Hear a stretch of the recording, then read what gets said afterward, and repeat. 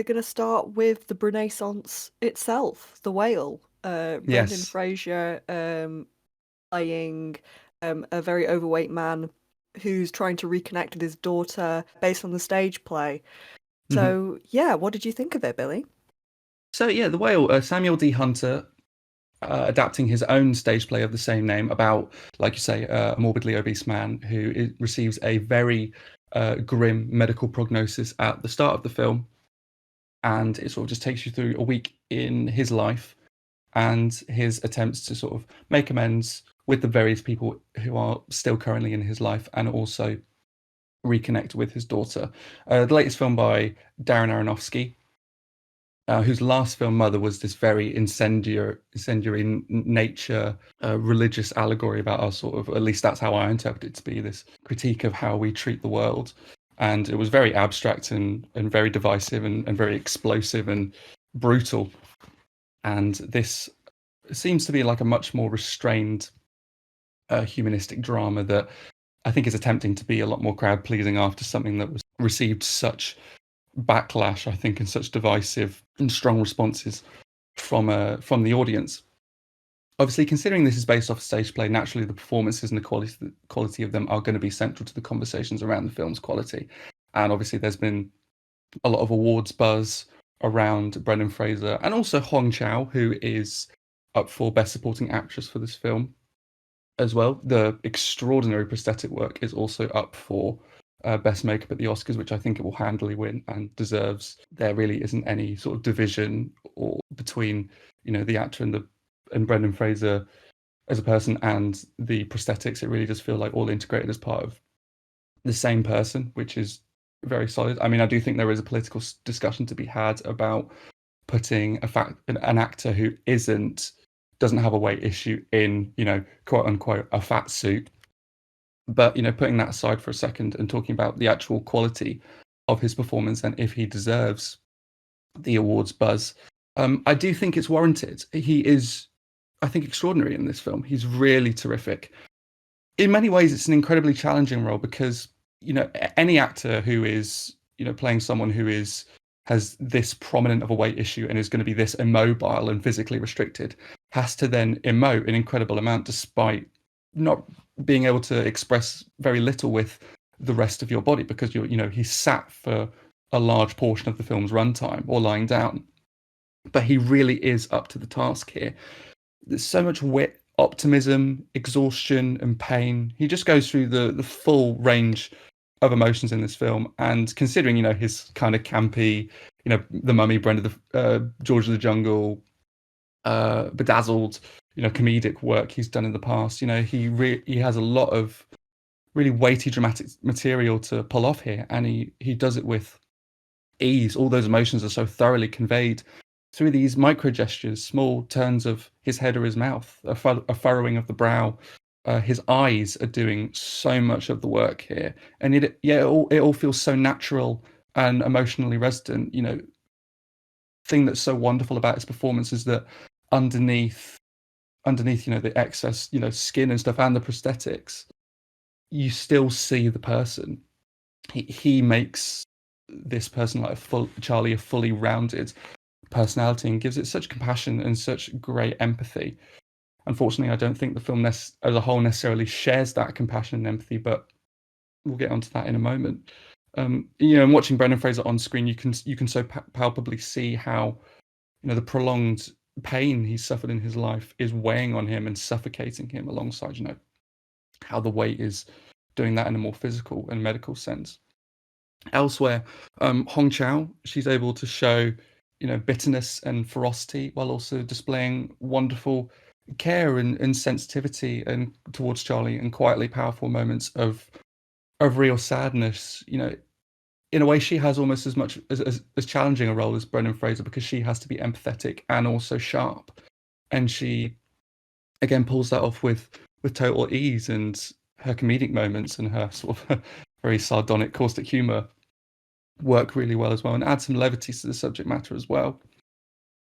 Whilst I do have issues with the way her character is written overall, I think Sadie Sink as the daughter, her character has such a hateful personality, and I do think it's her performance, the way her character is written is kind of one note in that aggression. But I mean, considering how easy it is to get behind her character and of Max say in Stranger Things, you really do strongly dislike her in this. Her vitriolic behavior is so emphatic and forceful, but there is also an underlying sense of bitter sadness in here that's motivating that outwards lashing out, which I think is very convincing. I think she does well with what she's given there.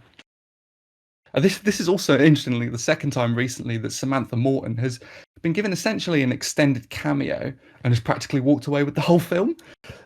She did this recently in She Said, and I thought her 10-minute scene in She Said was this being the Harvey Weinstein investigative journalism drama. I thought her sequence was the best thing in the entire film. In The Whale, the way she conjures up the years of betrayal and failed relationship and sadness that happened between her and Charlie, but also regret about the way she raised their daughter, and also the delicate affection she can still conjure up for Charlie, is really remarkable. And she's able to so convincingly show this in such a short period of time. I mean, she doesn't quite steal the whole film from Brendan Fraser, but there isn't a lot in it, I think. I don't necessarily think Brendan Fraser is as leagues ahead of the best acting competition as maybe some people would make him out to be. I think Paul Mescal and Austin Butler are very, very strong and comparable to him in different ways. But he is really wonderful here, and I think this is a career best performance without a doubt. I think The Whale as a whole film is problematic for a number of different reasons. For starters, the film never really overcomes its stage roots to then feel cinematic. When you're adapting a stage play for the screen, if you choose to keep the film rooted to the confined setting the play was set in, obviously for the logistical reasons of it being performed in a theatre, you're always going to be facing an uphill battle of being able to narratively justify keeping to that inherently theatrical setting and not expanding the story beyond those roots. And for me, The Whale doesn't succeed in really justifying this. Obviously, due to Charlie's physical condition, he's not exactly going to be gallivanting through the fields or a city or town setting.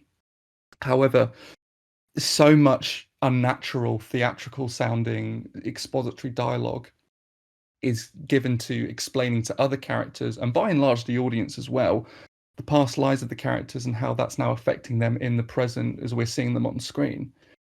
And in order to assist the story's translation to the screen, why not include more flashbacks? Because the film does have a couple, but by and large we are in this apartment for basically the entire film except the porch for one or two sequences. Why not visually expand the prior experiences of the characters in sequences outside the apartment and flashbacks, rather than relating them in a dull manner through the dialogue? I think we've talked in the past about certain films, characters saying how they're feeling rather than showing it on screen, and The Whale, is a big offender in this department. The screenplay instead, rather than going beyond this setting, it really obstinately and stubbornly adheres to this setting that does less to communicate Charlie's perpetual isolation, which I think is what it intends to do, and instead it does more to, I think, stifle the drama and kind of suck the life out of the story, which is a real shame. The geography and design of the apartment as well, it kind of also contributes to this space feeling like a stage setup. The sofa situated right at the front, kind of central part of the flat, with the dinner table and the kitchen in the back left and right hand corners respectively. And the camera placement, it kind of looks at the space head on from the front, which, combined with the blocking of the characters in opposing corners as they verbally spar, it only really serves to make it look more like a stage. And outside of some interesting flourishes whereby they shoot Charlie's laptop in an interesting way, where it kind of draw you into his mind and his kind of insular existence, I don't think the direction does a lot to make the space look and feel cinematic. There are some other unfortunate issues as well with regards to the screenplay. I think a lot of the film's issues rely with the screenplay. There are some theatrical leanings in the script that the film relies quite heavily on symbolism and metaphors that feel inherently theatrical in nature. There's a central conceit of a Moby Dick essay that Charlie reads or has read to him when he feels as though he may be dying. And the thematic link between the story of Moby Dick and Charlie's own sadness it feels really schematic and really like a really simplistic analyzation of literature, and then a really tenuous and simplistic link to the character's own situation, which kind of reaches the point of inducing an eye roll for me, But they got the title unfortunately. from it, so Yeah, essentially. it's And like, that kind of that's where the whale comes from. I get it. I get yeah, it. well, yeah. There's been some interesting. I've read some reviews of some quite interesting points about the whale that is the whale swallowing Jonah and how that is representative of Charlie. But even then, that feels like a very obvious link that I don't really think adds much depth to his character, and that's a kind of central issue as well. It doesn't go far enough with his. It doesn't go very deep into his eating disorder or his torment or his personality outside of kind of just superficially explaining what happened to him. And again, I think that's a byproduct of just sitting in this confined setting, in this confined period of time, this sort of this week-long time period which the film details. There's also some really heavy-handed religious messaging, and it feels as though it skews the film's focus away from unpacking the nuances of Charlie's grief and his eating disorder, and kind of instead it beats the viewer over the head with these religious teachings that, in the end, only really amount to the feeling that the film's trying to absolve another character of their sort of wrongdoing, rather than focusing more in on Charlie's own struggle, as well as a really sour point that character then makes about a past relationship that Charlie had. And that character, Thomas is his name. He's a missionary from a religious organization. It feels as though he only really exists to provide these religious teachings, which don't serve the narrative at all, really, in my opinion, and also to fulfill a point about the arc of Sadie Sink's character, Charlie's daughter, which I then didn't buy, because the way her character is written, she's so venomous in her behavior that when Charlie is consistently in his dialogue going, "Oh, she's such an amazing person, I want to remind her of that," I just don't believe that at all, because she's showing basically nothing to clue me into the fact that in the past, or even now in the present, that she might be anything other than a spoiled brat who just has such hatred for the world around her and wants to show and express that in any which way she can. The film does make some attempts to explain why she behaves in the way she does. I'm just not really sure it unpacks it to the depth I would have liked to make her really fully rounded. It kind of feels like it's getting to that in one sequence in particular, but in the end, I don't really feel like her character does much more on screen than continually punish Charlie, her father. And again, that's another issue I think structurally with the film. It feels as though it's a really thankless exercise in just repeatedly punishing this character. Sadie Sink, chastises him. Huang Chao chastises him. Samantha Morton chastises him. It does feel as though, Brendan Fraser's performance has such empathy for the character, and it really feels as though a lot of the interaction he has doesn't really contain that empathy either. I think it's, obviously his relationships, due to his past actions, are going to be very complex, and they're not going to be nice 100% of the time. But it does really feel as though, I feel like on screen in the course of this film, this guy has suffered enough. Can we can we have some levity, please, and understanding that he has not just done things wrong. He does have positive aspects to his personality. One more thing I would like to say about The Whale, and this is perhaps my biggest issue with it, really. I think central to why the film in the end doesn't work for me is that seems to be a great disconnect between the intentions the film seemingly has on paper with how it wants to portray Charlie and his experiences, and how the film actually ends up portraying him.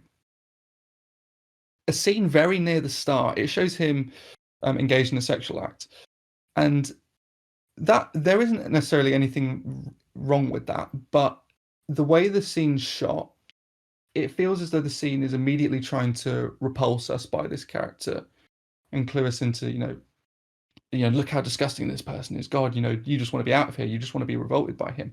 Now, this in principle is fine, because if what the film then does is dedicate a lot of time to kind of undermining that view, then sort of showing, but wait, this is our initial prejudice against him, but then here's all the positive characteristics he has. And then by not really going far enough with showing his positive characteristics, and also having the characters repeatedly punish him over and over, it doesn't feel like the film does enough to examine that prejudice and unpack that, and show that he does have depth and complexity. And this is then exacerbated by the fact that there's the scenes of him binge eating are shot with these very kind of low angles and sort of voyeuristic push-ins, accompanied by these dark, rumbling, grinding string sections in the score that read as horror film inflected to me, that kind of again perpetuate this feeling of disgust at him. Again, I don't feel like the film as a whole presents a compassionate view of, or a complex view of a morbidly obese man that has obviously come to this place through some very complex psychological and emotional issues. It feels as though it's simplistic in the end, and doesn't really, I think, deliver the empathy I feel like his character needs in order to get a fully rounded view of him and achieve the film's message of showing him as being a positive, warm, good-hearted person, as I think it wants to. The ending is also the ending is ridiculous. The ending takes a really hard turn into surrealism, and I can see what it's trying to do, but it's so absurdly melodramatic that it even I went and met with my colleagues afterwards who saw it at a different time to me, and even though some of them didn't take some of the issues with the earlier portions of the film that I did, even some of them still said the ending ruined it for them. So sadly, I do think Brendan Fraser deserves all the plaudits in the world for his performance, as do the other cast members. I think in the end, the film is too flawed overall to really receive much love outside of that. I didn't dislike it, say, as much as Blonde or Babylon, but I can't really say in the end I connected with it as I wanted to. I would grade this as C. Yeah, disappointing that, I guess, because it's a shame that such a great performance is in a film that maybe doesn't deliver what you want it to. So